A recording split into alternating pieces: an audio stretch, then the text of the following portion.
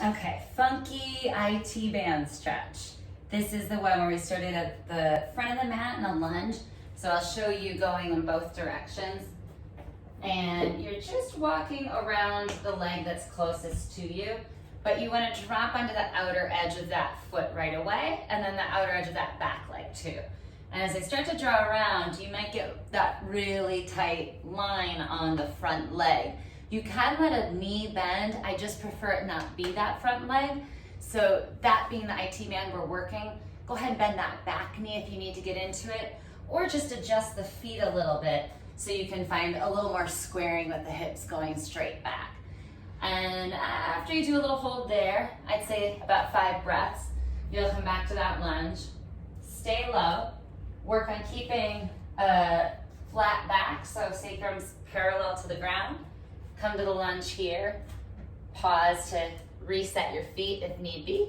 And then you'll start to roll to that outer edge of the foot, lengthening out through the whole leg up, all the way through the hip. Sorry, I lost my words there for a second. So here again, adjust the feet if need be. And it's a pretty compacted positioning.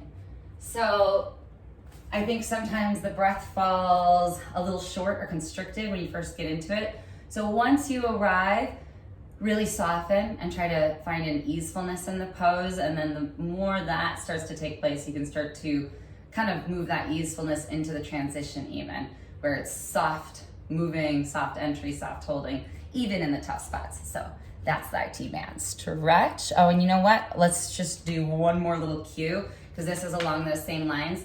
This was the figure 4. So one thing is just not letting the hips pop off to the standing leg. And I know I noted that, but just leveling the hips and almost pushing up a little higher as you sit will help you keep that even push back.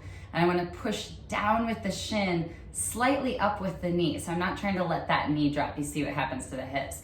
The knee's got a little upward lever against the downward shin. So those two were in that little stretch zone.